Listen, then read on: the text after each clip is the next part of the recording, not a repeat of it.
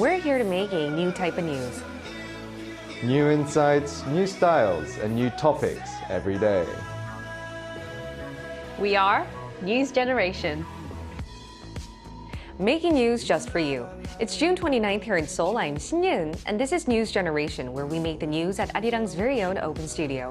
Every morning, we'll discuss the top issues and latest current affairs affecting people in their 20s and 30s.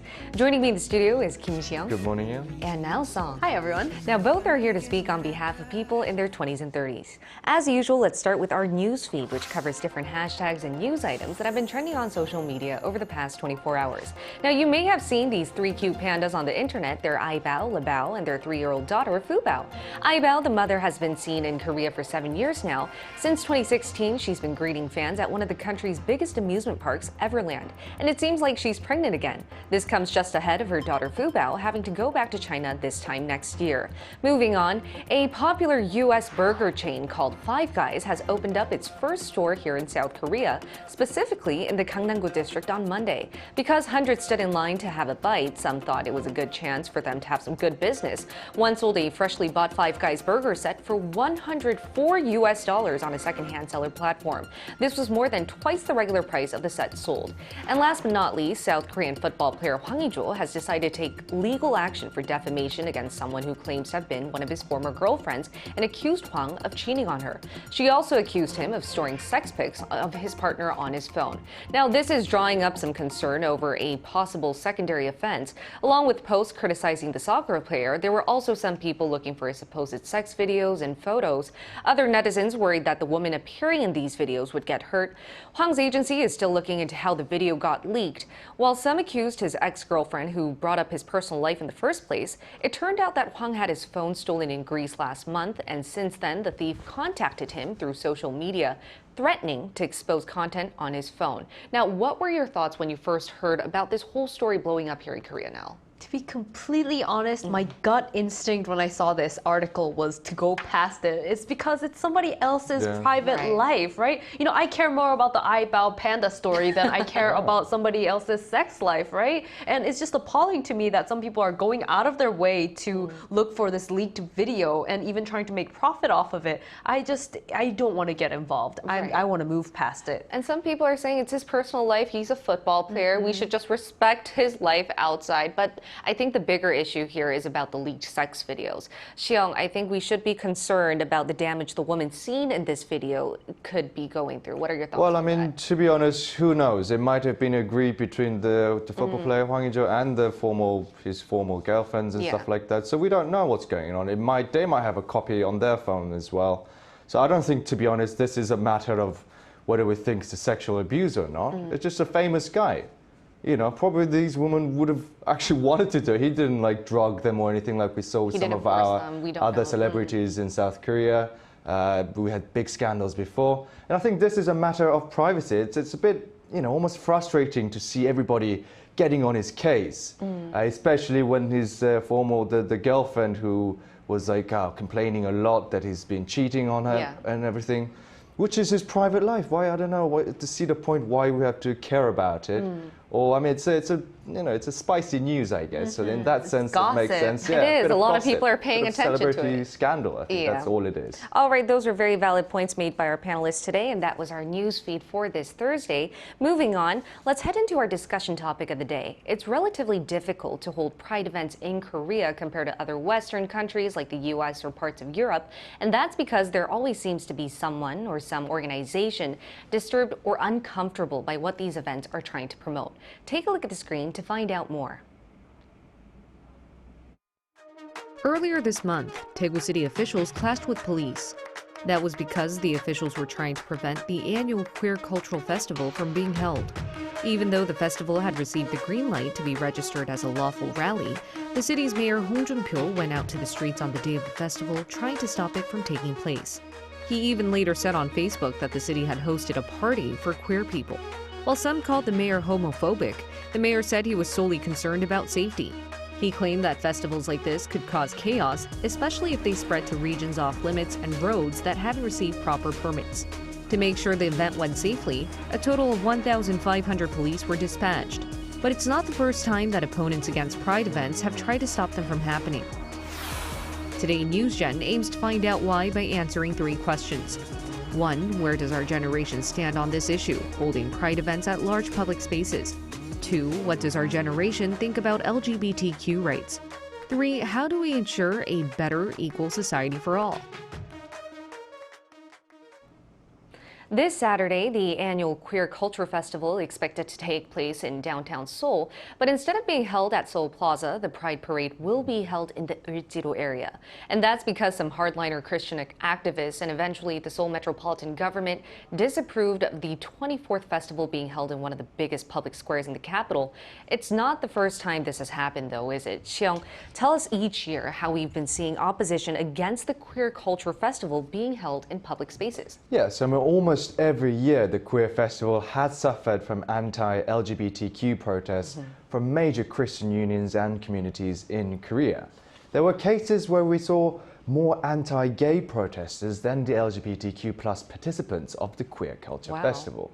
So as close as yesterday, Oh Jung-ho, pastor in charge of Daejeon 새로남교회, formed a Christian protesters union called 거룩한 방파제, meaning a holy seawall, a holy shield, where he announced their own protests against the gay community with hopes of gathering up to 200,000 fellow Christians. The reason why this year's event had to be moved was because the Christian television system, CTS, tactically placed an application on the same date and time for a children's concert, which means by regulation, Seoul Metropolitan City will have to host the children's concert instead of any other parades. There has always been major efforts to shut down queer culture festivals on the legal grounds of public indecency and nuisance. But from what I see, Korean gay parades seem to be one of the least openly sexual ones compared to the other gay parades in the rest of the world. Yeah, despite that, we're seeing so much opposition every year when these festivals are trying to be held. Just a few weeks ago, we saw how the Queer Culture Festival in Daegu stirred up a lot of drama. Yeah, we talked about that. Yeah, and could you tell us a bit more about that now? Right, as we saw in the VCR, Daegu had an LGBTQ parade that was held on the 17th of June, and 500 officials from Daegu metropolitan government showed up and they tried to stop people from setting up their booths, setting up stage and things like that. Around 1,500 police were dispatched by the Daegu Metropolitan Police Agency. And so these are two government working entities that are coming against each other, and they had an actual physical clash. And under Korea's Assembly and Demonstration Act, as long as it's a peaceful assembly and it has been reported to the police ahead of time, there really shouldn't be an issue with this. But the city government rejected the road occupancy request as they were just simply not willing to let it happen for a queer festival. Right. And as per the police, because they have gotten the report that this assembly is happening, they needed to protect the people who were going to be there as just their simple duty. Right, it was their rightful duty. And right now the talk of the town is, then where should we stand on this issue? Whether should we be for queer culture festivals being held or against? Where do you stand on that? Well, I mean, to be honest, I don't think it's for or against. It's just a festival of certain cultures. It doesn't matter whether our opinions are. But the younger Koreans, millennials and Gen Z appear to be more accepting and understanding of the LGBTQ culture and community. Let's have a look at the screen. According to a survey by Hanguk Research, out of the 1,000 sample size of average Korean females and males aged between 18 and 39, 47% accepts the LGBTQ community, whilst for 30% it was a hard no. And for the remaining large piece of the pie at 23%, participants refused to give a straight answer. This survey included questions on homosexuality, bisexuality and transsexuality in its questionnaires. So, I mean, in the survey results, it was interesting to also find that every age group up to 60 and above were comparably more accepting towards transgender or transsexuality than for gay or bi culture.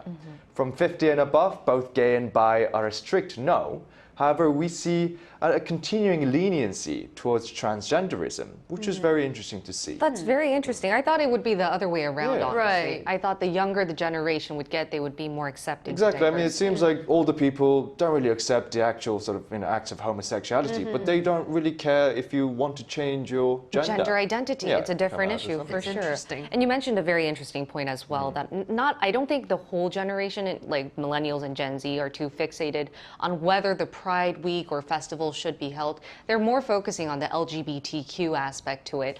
But for the sake of being covered on the news, where do you stand on this issue? Do you think we should be for or promoting these types of festivals from being continued to be held, or where do you Yeah, stand? I mean, why not? Because religious meetings and gatherings happen in Korean public places all the time. Even during COVID, when they were highly advised Yeah. not to, people still gathered. And there's, political movements and there's, labor unions and people gather at Gwanghwamun all the time for peaceful protests. And so I don't see why it should be just strictly limited to queer parades. And I do understand that there are opposing people There are. when it comes to, like you mentioned, the values of LGBTQ. And for, the conservatives, they would say indoctrination or Yeah. exposure to sexuality at a younger age could be an issue for, parents.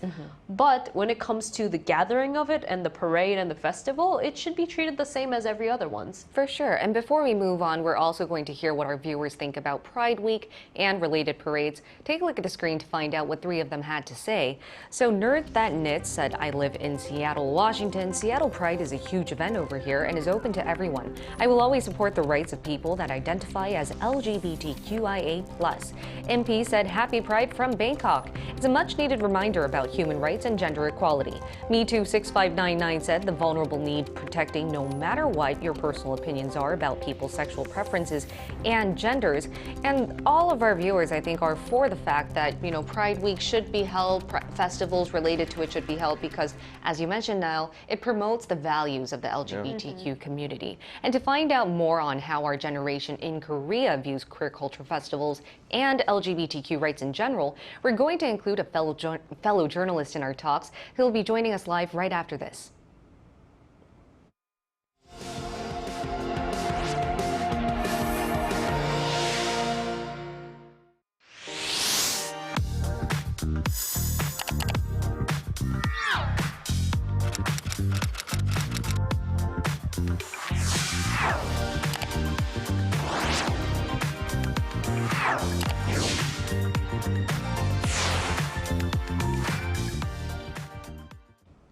To better understand how South Koreans, especially young ones, view LGBTQ rights and queer culture festivals compared to others around the world, we're going to include a staff writer from the Washington Post who has reported heavily about this topic. It's Brian Peach. Welcome, Brian. Good morning, Brian. Hi. All right, Brian, I'd like to ask you the first question. Based on your past reports and research, how would you evaluate young Koreans' attitude towards those that are queer compared to people from other countries? Yeah, I think what I've noticed through my reporting and also just living here in Korea, it kind of goes back to the graphic that you guys had earlier, the survey about young Koreans' perceptions. The 23% of it was that said, not sure.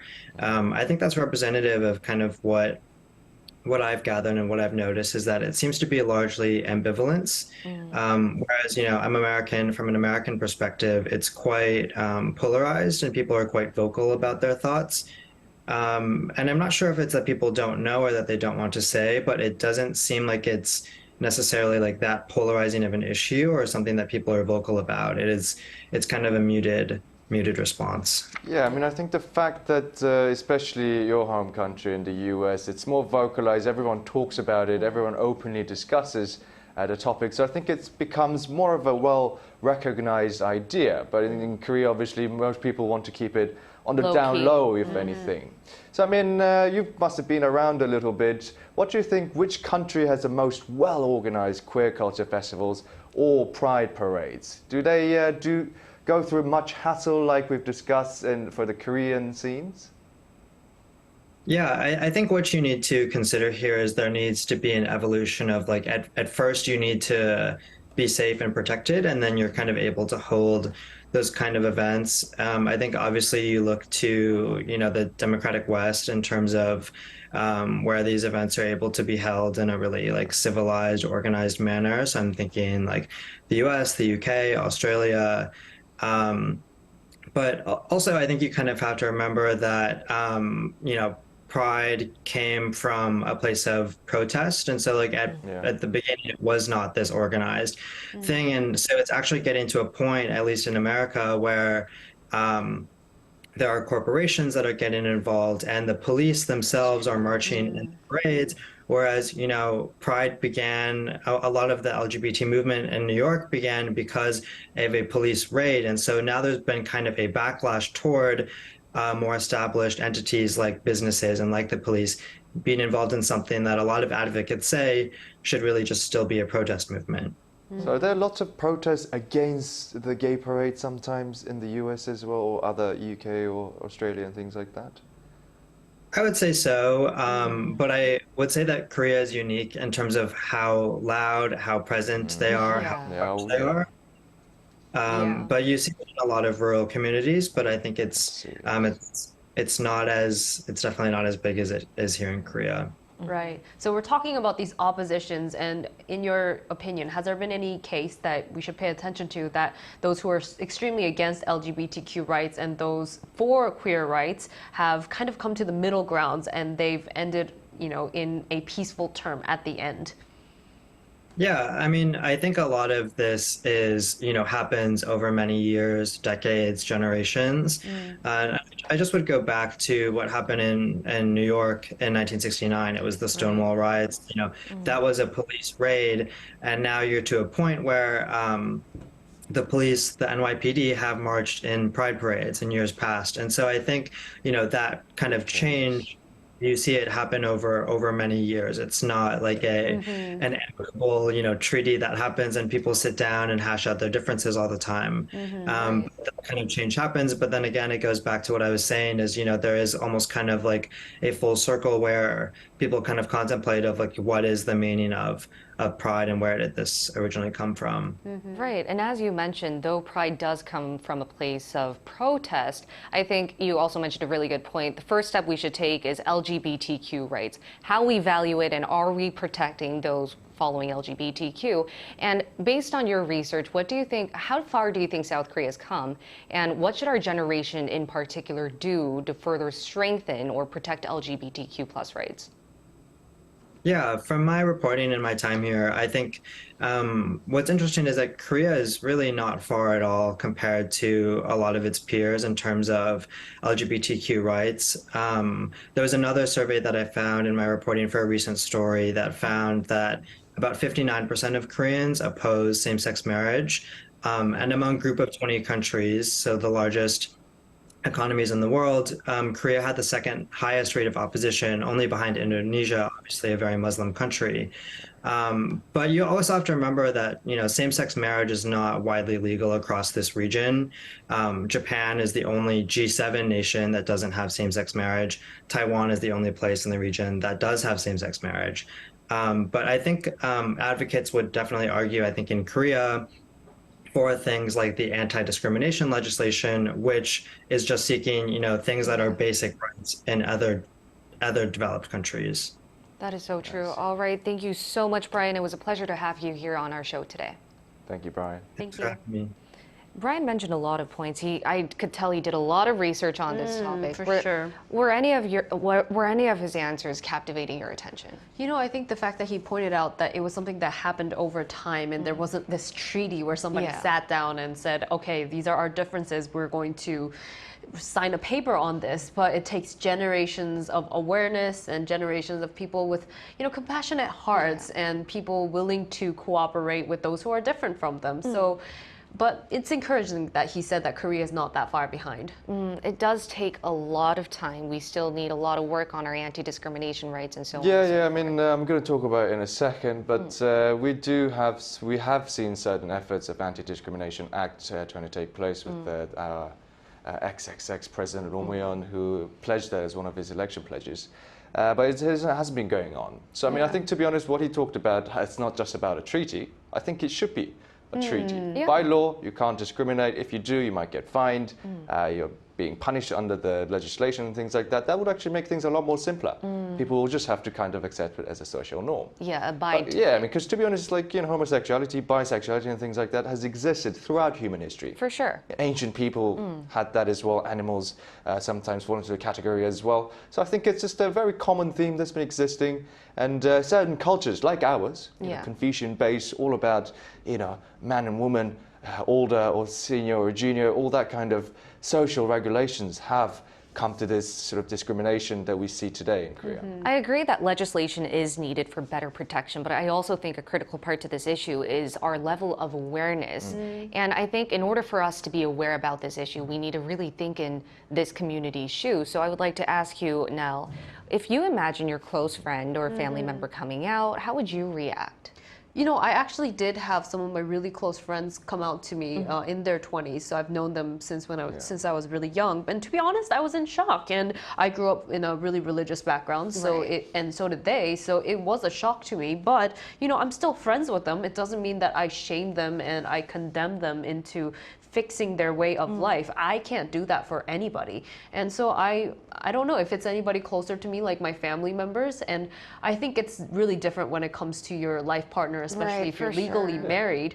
But I think it comes down to whether you're choosing to be with that person or not. That would make a big difference. It's, hello, I'm gay and I'm leaving you versus this is just how I feel, this is where I'm at, I'm still choosing you, is very different things. But I don't think it's something that I would shame them for. Yeah, What about you, Ian? What do you think? If someone close to you, or your boyfriend or your husband came out to be gay, maybe like 5-6 years down the relationship, what would your But reaction? that's what I was going to say. I think opening up the conversation is really key, because I feel like here in Korea, a lot of people are ashamed to be talking about this topic in the first place. They're scared of the reaction. They're very scared of the reaction, but that's my point. I think everyone should be open and confident enough to say that. But in order for us to do that, we need legislation, as you were going to mention, right?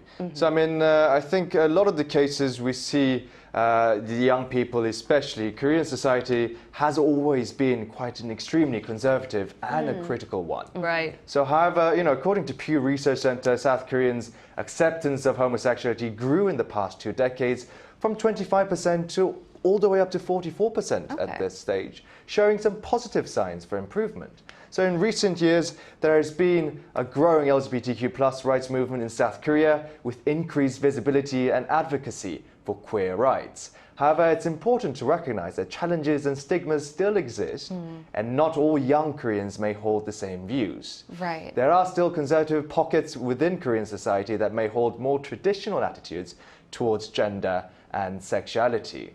And we would have to see more positive steps being taken Exactly, by the possibly in government. legislative procedures and things like that Or as well. platforms like us actively talking about it, paving the way for more active discussion. And that's all we have for you today. We'll be here every day from 9:30 to 10 a.m. Korea time, bringing you more topics young people are talking about. Special thanks to Kim My Ji-young pleasure. and Nell Song. No problem. And thank you everyone for watching. We'll see you tomorrow. We are News Generation.